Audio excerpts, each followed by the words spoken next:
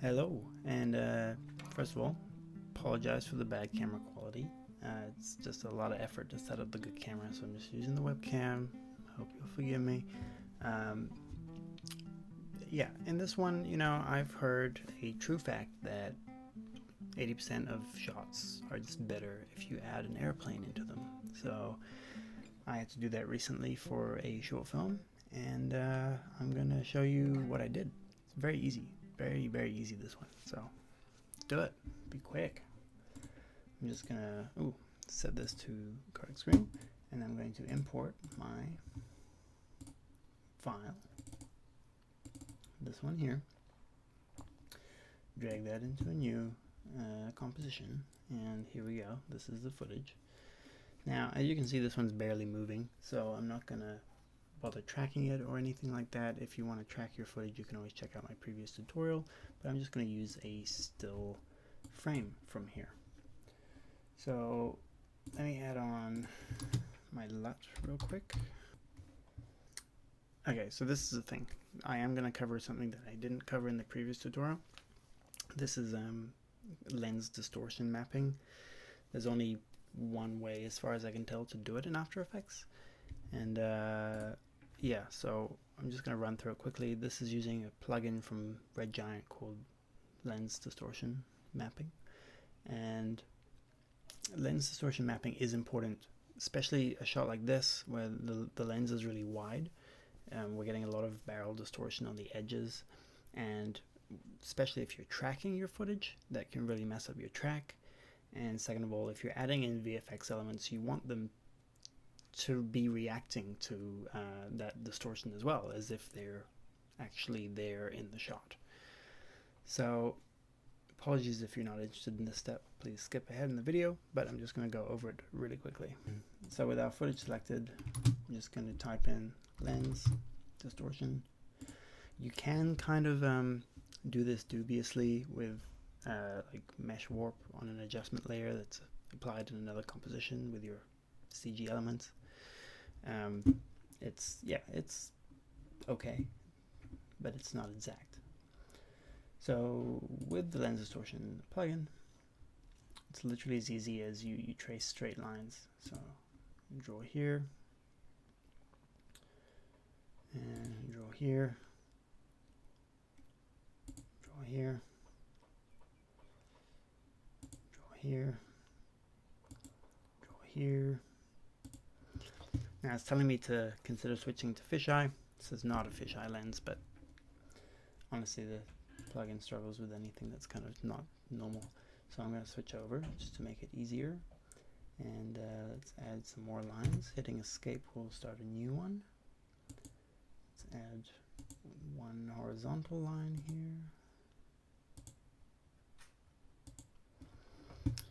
here. Hit escape. I'm also going to add one close to the middle of the frame, just so it has a reference point for the non-distorted areas. I don't know if that's a thing, but I'm gonna do it.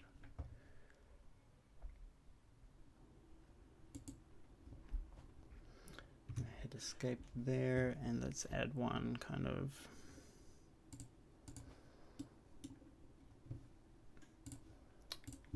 on this pole.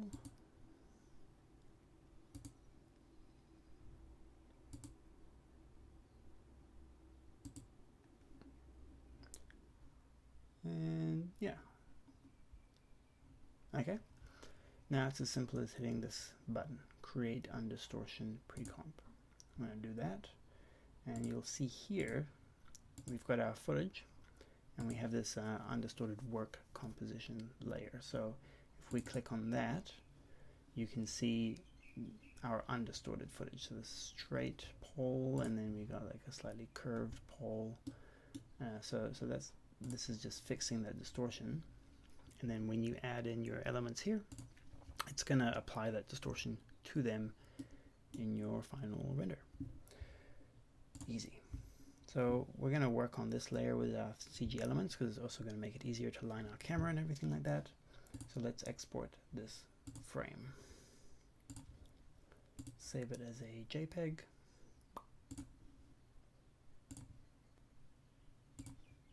Now before we hop into Blender, because this is just a still frame, we didn't import our camera information from After Effects. We need to generate that information in a program called FSpy.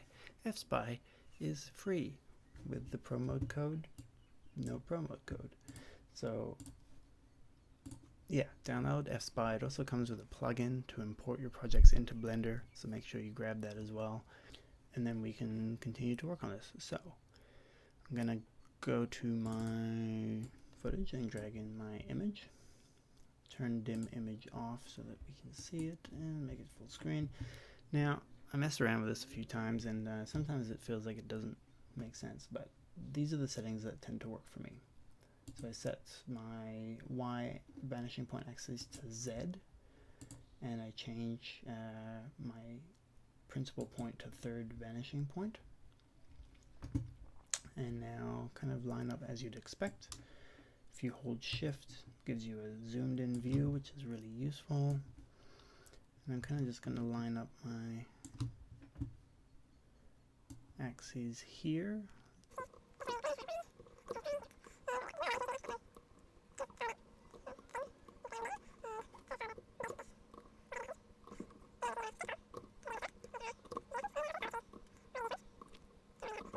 Now, if we turn on our guide, we can turn on the XY grid floor, and then that's going to give us like a good representation of whether or not this is correct. And it's not bad. You know, we can line this up, yeah-ish, and you know, line this up here. Anyway, we're just going to get it close, and that's pretty close.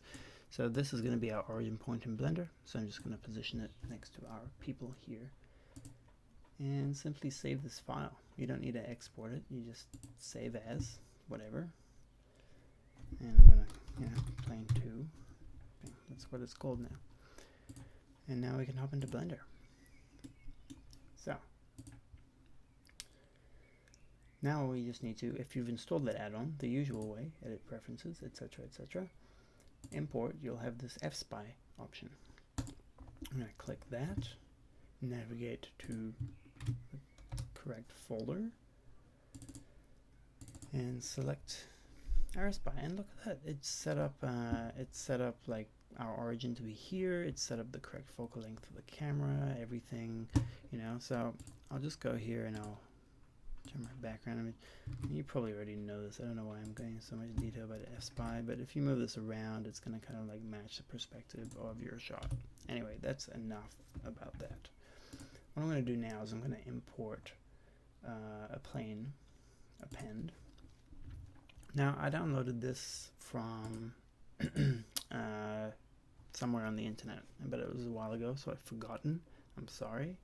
But if you type in like Cessna free 3D model or whatever, you can probably find it. It was free. It was in FBX format, and I just brought it into Blender and kind of applied some transformations and made it easier for me to append. But there you go. You know, we have a plane, plain and simple. So I've just separated it into the propeller and the body, and that is so that we can, you know, mess with the propeller rotation. So I'm going to parent this Control P to the airplane, and I think I'm going to make, how long is our footage? 62 frames. So I'm going to make this a little bit longer than 62 frames. I'm going to make it 80 frames. And that's because the start of cloth simulations can be weird. So we'll give ourselves a little bit of a buffer on that. Anyway, where was I? Completely distracted. Okay, so that's parented to that. And now we'll set the rotation on the first frame, and then on frame 80, you know, let's rotate Y by like 5,000. Before we do that, we should set the origin to geometry. Rotate that by like 5,000, and set another keyframe. And voila. I'm just going to right click on these keyframes and interpolate them as linear. And that way they'll spin at a consistent speed rather than speeding up and slowing down. All right, that is done, nice and easy. Next step, we want to add that floating banner behind, right? So to do that, we first need to get the aspect ratio of the banner correct. So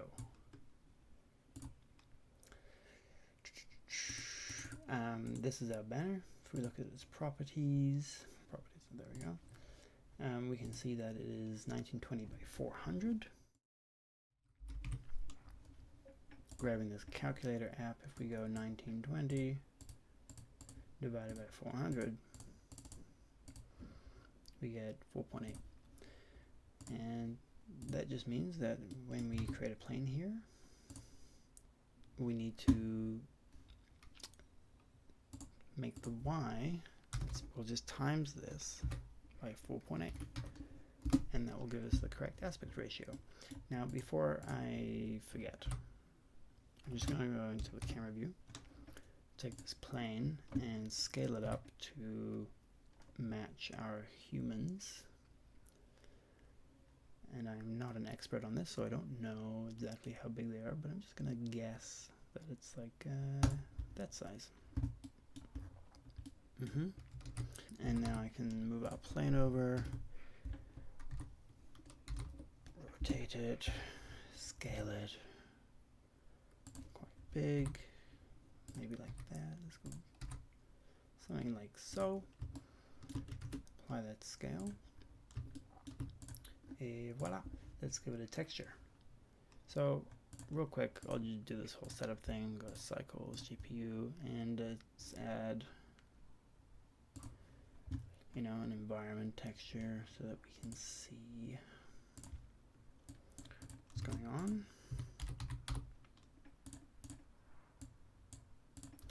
I'm just going to use one from HCRI Haven because I didn't take one on location. Yeah, that's loaded in there. And now we can go to our object and we can add a material for this. Search image texture.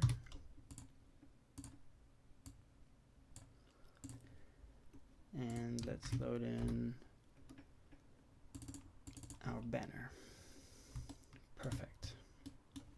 Obviously this needs to be UV unwrapped, so let's hit tab, U unwrap, and just switching over to our UV editor here. It looks like this needs to be rotated 180 degrees, and probably the banner itself needs to be rotated 180 degrees.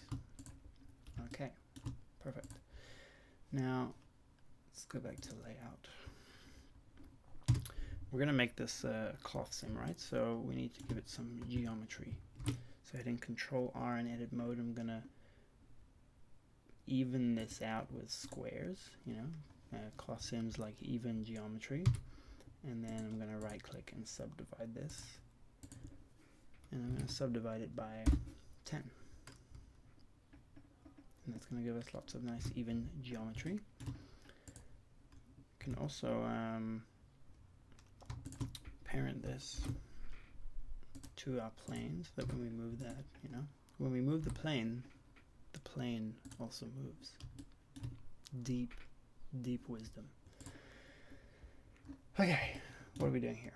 Alright, so for our cloth sim, we don't want this side to move. We want that following the plane and it'll like flutter behind, right? So I'm going to select these and I'm going to add them to a new vertex group. So this 3 triangle thing here. I'm going to rename this group to pin, and I'm going to assign those vertices to it. I'm going to press this 100 times to make sure.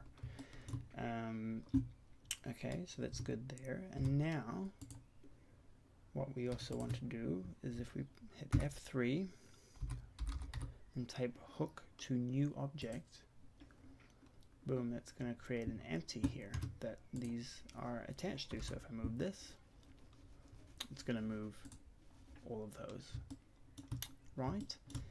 And what can I do as well? let's parent this to the plane. Let's go into the plane. Let's create a new hooked object here as well. So hook to new object. But I'm not going to keep that hooked. I don't actually need that hook. So I'm just going to go to the modifiers and delete that. I just want this position. I'm also going to parent that to the plane, and then, you know, everything moves, which is excellent. By the way, if you don't know what I'm doing now, I'm setting up to create the ropes that will go from the plane to the plane. It never gets old. So now that I've done that, I can select this object, Shift S, cursor to selected, and I can create another plane. And by going to edit mode and hitting M, I can merge all of the vertices at the center, and that's created just one vertex exactly where that empty is. So it's still in edit mode, but that vertex selected. I can press E and extrude that out to the corner of this banner. Grab it again, E, and extrude it out to the bottom corner of the banner. Bada boom. Now let's add some subdivs. Select those, Control R, and add a bunch of geometry. And then do the same on this one. Add a bunch of geometry. Obviously I'm not being super exact with this. It should be fine. And what I can do now, in object mode, I'll select my empty first. And then I'll select the rope, and hit tab to go into edit mode. And I'll select this vertex, and hit F3, and hook to selected object. So it's going to hook it to the empty that's already there. All right. Exit out of that. Let's do the same with this one. Select that first. Select the rope. Select these two vertices here. F3, hook to selected object. Let's check it's working. If I move this around, yes, those vertices are moving. If I move this around, that one's moving. Good. If I move this, everything's moving. Wonderful. I'll also parent this to the plane so that when we move it, it'll go with it. Yes. Wow, starting to lose my train of thought. All right. What else can we do? This rope needs some thickness, so let's give it some. Actually, you know what? Let's do that later. So first of all, let's position this where we want it. Right? Certainly not where it currently is. So I'm going to rotate it on the z-axis by 90 degrees negative. And move it back however far we want, maybe like that far. And let's move it up. I'm just moving it on the local axis. Rotate kind of like that. Move it back.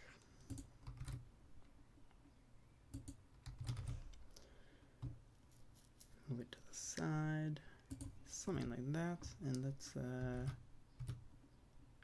don't know, maybe make it like this to start. And let's set kind of a rotation location. Move that keyframe to frame 1. And then move it over here, bring it down, maybe not that far, maybe like here, and maybe make it turn a little bit. I'm gonna set the interpolation mode to linear again, so it's a constant speed. Let's have a look at that. Okay, flying overhead, very nice. So really it will start from, you know, here somewhere and get to there by the end of the shot. All right. Let's add some cloth sim. It's as simple as, let's go to frame 1. Let's face it, you all know how to do a cloth sim, but just do it anyway because we've come this far. All we need to do really is go to our shape, pin group, select the pin group that we made earlier, and we've got cloth. Yay. I'm just going to change a couple things here, so I'm going to increase the tension, you know, maybe like 50, and increase the weight.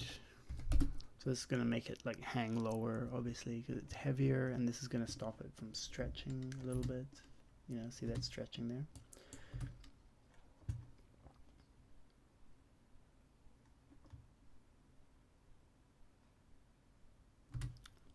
And let's increase the compression to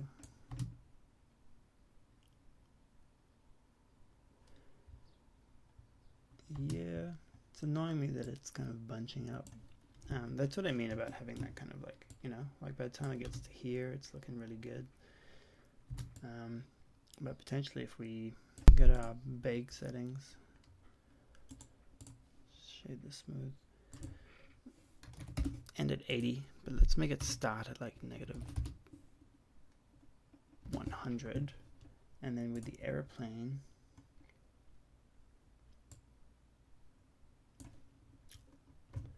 let's actually move it further back, like here, but we'll move this so that it's kind of starting where we wanted it to start. Does that make sense? And then hopefully if we bake this now,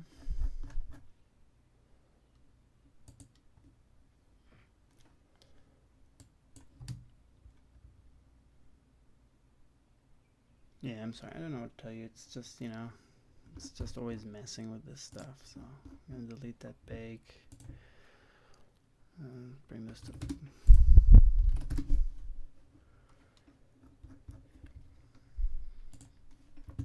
bake it again.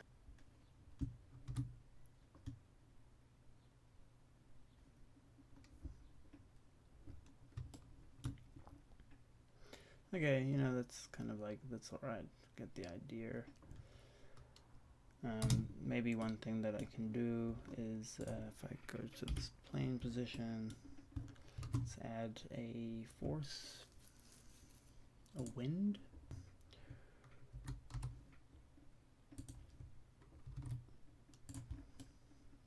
Have it kind of like facing the plane, you know, and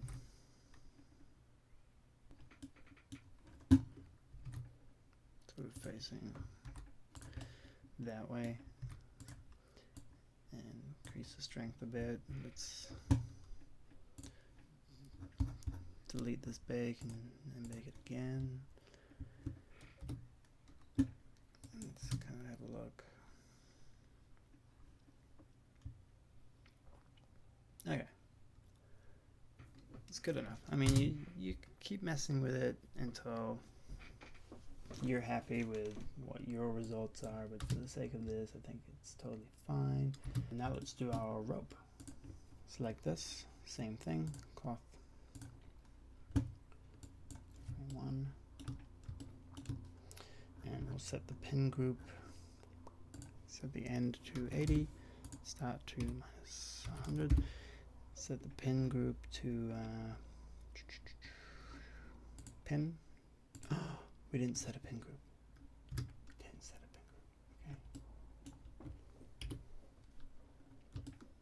Select our 3 hooked ones. Create a pin group.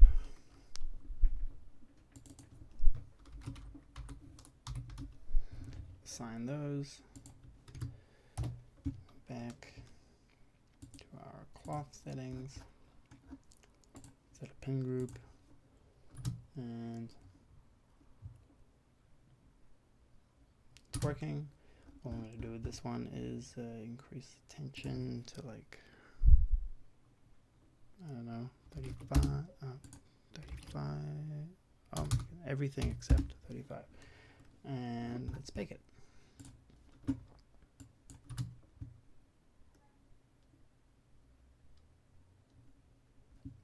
Okay. Some cloth kind of flapping around, some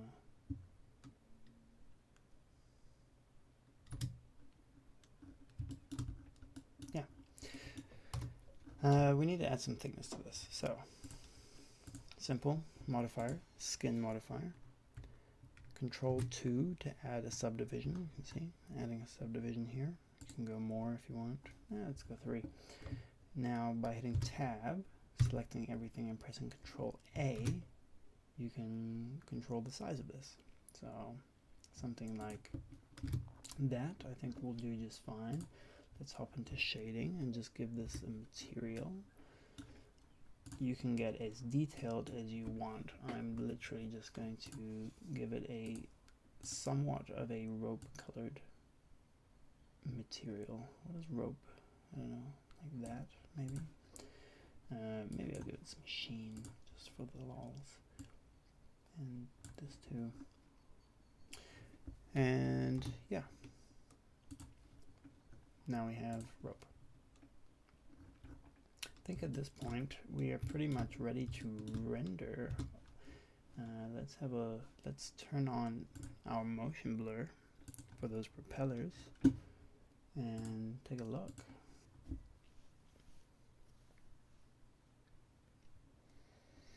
Okay, obviously we have our background here. So let's go to film, enable transparent. Do that again. Yeah, we have a plane. Okay, render settings wise, let's go down to here. Sample rate, I'm going to keep it pretty low. It's got a lot of light on it. I'm going to select somewhere to save this. Exports would be a great place. And I'm going to do the same thing I did in my previous tutorial. So EXR multi-layer, SWA lossy, and that's just about it. I'm going to render this out and see you in After Effects. Okay, we're back in After Effects and moving right along. We're just going to import our file. Make sure that EXR sequence is selected. Make sure that when you interpret the footage main, it's the correct frame rate. I've set mine to automatically be 24 now. And now it's as simple as dragging and dropping. But we want to drag it, so this is our main comp. We want to open up this undistorted work comp and drag it into there. Chuck it on there just like so. Add our extractor plugin. Now I've set it up to automatically linearize the color space, but you'll want to add this as well to normalize the color there. And then, you know, we have a plane. So let's also drag this so that the end is here, and we cut off that tail we had at the start. And now we have this. And the lighting is not 100% correct, you know, but this is a guide and you can kind of do it properly on your end. But there we have it, plane flying overhead. And it won't be easy to see, but it's also getting some of that distortion from the original shot because of what we did. Now, obviously this is not a model plane flying in front of this thing, so we need to just get that behind these objects here. So to do that, we'll just duplicate our footage. Let's bring it to the top, and we're going to add in the extract effect. And now, if we solo this, we want to bring out the sky, you know, particularly around these areas here. Bit of feather, bring it down. Something like that. And if we unsolo that, now our plane is behind these objects. Yes. Now it's a very simple matter of doing the same kind of color correction techniques that I talked about in my previous tutorial. So we just do those right on here. We've got our HSV here, so on your info panel, click the 3 lines, go to HSB, and then let's add a levels effect. And let's look at a dark area. And here we're sitting at like 12%. If we look at a dark area here, actually also sitting at 12%. Well, isn't that convenient?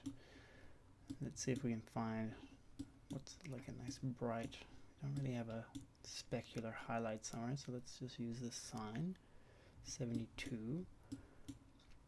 And then let's look at this sign, 48. So we actually need to boost that up by the looks of it. Too much. Bring it down. Bring it down.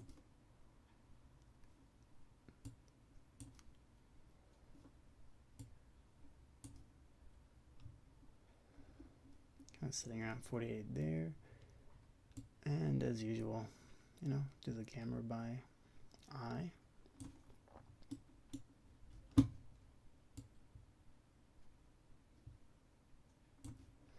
Definitely too much specular on this airplane. Okay, so color correction. Let's just add some curves. This whole image has like a bluish tint.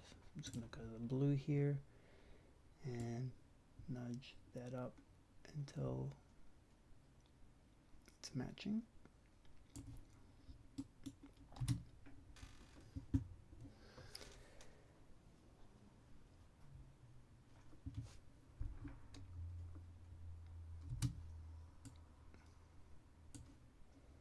I don't know, I feel like maybe this is not a good representation. Is there another dark area of the image? Like under the wing here. I feel like we need to darken this down there. Yeah, it's looking a bit closer. And I'm just gonna bring this down just because the speculars are annoying me.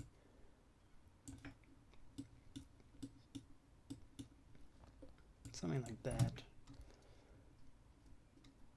And now you have a plane with a banner flying through your shot, which, as I mentioned at the beginning, makes the makes 80% of videos better. Have a plane flying through it. So yeah, there you go. This is the original shot that I worked on that I was trying to replicate today. I put a little bit more effort into that one, but you get the idea. It's a very quick and easy effect and kind of fun to play around with there. So yeah, I hope you enjoyed it. I hope you learned something, or you know, at least killed 10 minutes and get out there, put some planes in your shot, make it better.